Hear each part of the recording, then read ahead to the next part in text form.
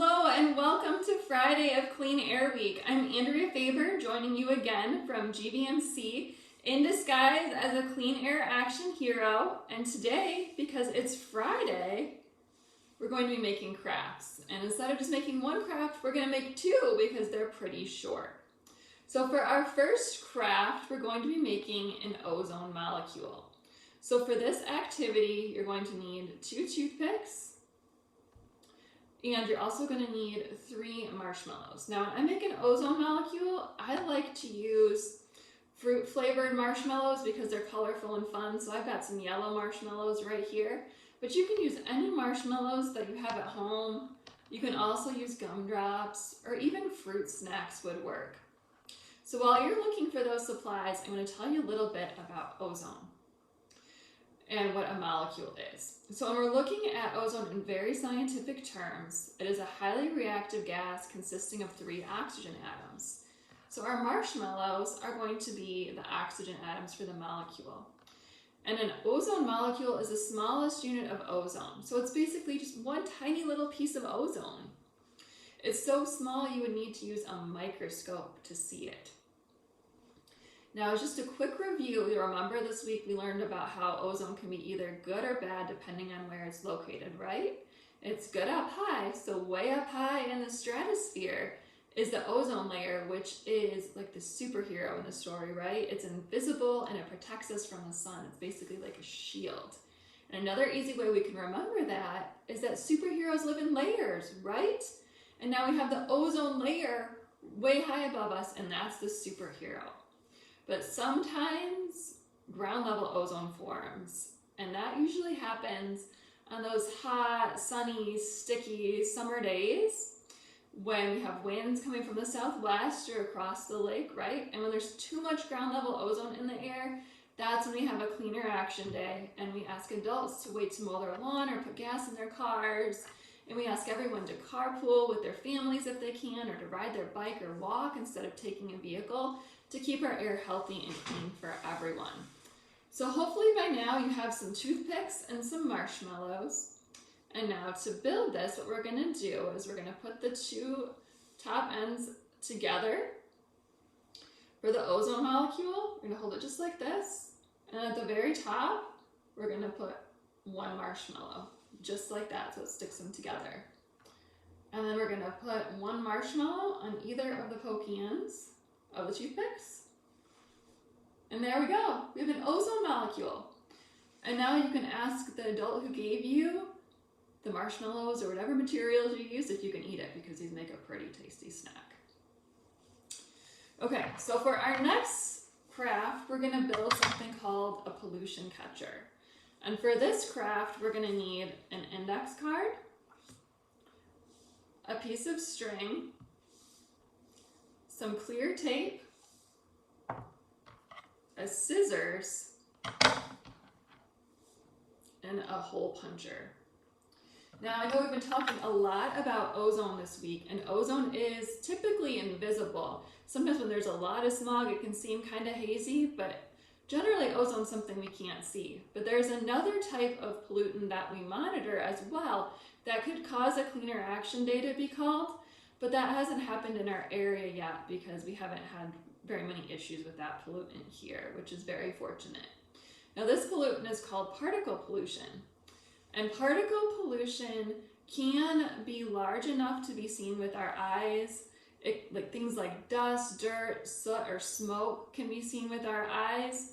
But other times the particle pollution is so small, it can only be detected using an electron microscope because it's so teeny tiny. And this is the pollution that we're most concerned about because it can get deep into our lungs and make us sick.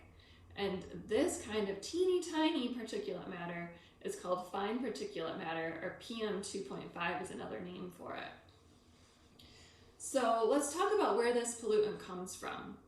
It comes from unpaved roads, or a field, a smokestack, even a fire, or it can form in reactions in our air from different gases that come from power plants, industries, and automobiles.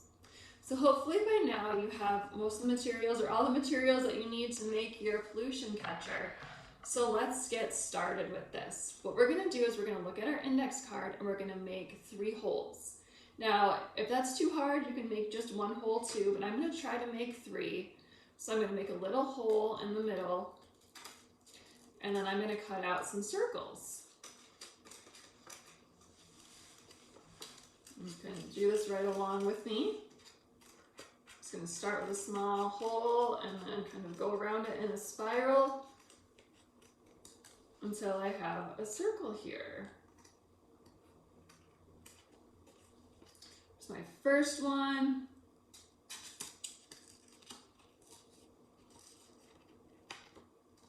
And working on my second hole.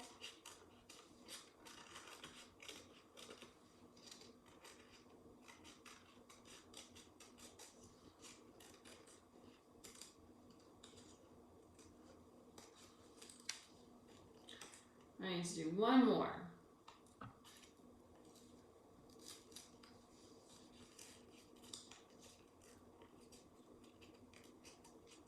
Okay. Almost there.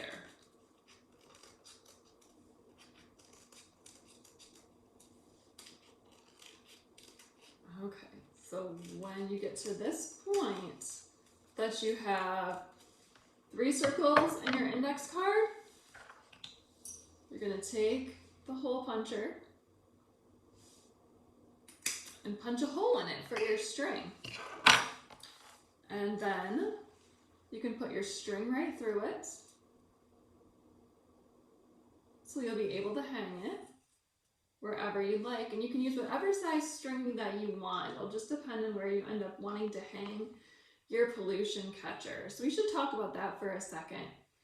Now we know that fine particulate matter can come from unpaved roads, fields, smokestacks, fires, or from gases emitted from power plants, industries, and automobiles. So when choosing a place to hang our pollution catcher, we're going to want to choose a spot that it could run into those pollutants. So maybe along the roadside, or anywhere where there may be cars, or if you're by a field, somewhere there.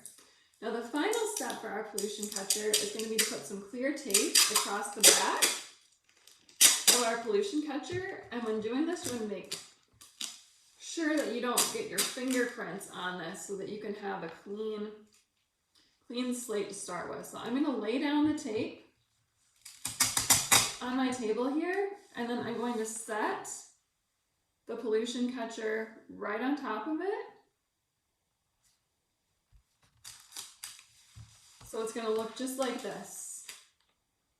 And then I'm going to cut it off at this point. Right here. And there we have our pollution catchers. Now these are going to be sticky in these 3 spots, and then we can see what they'll catch.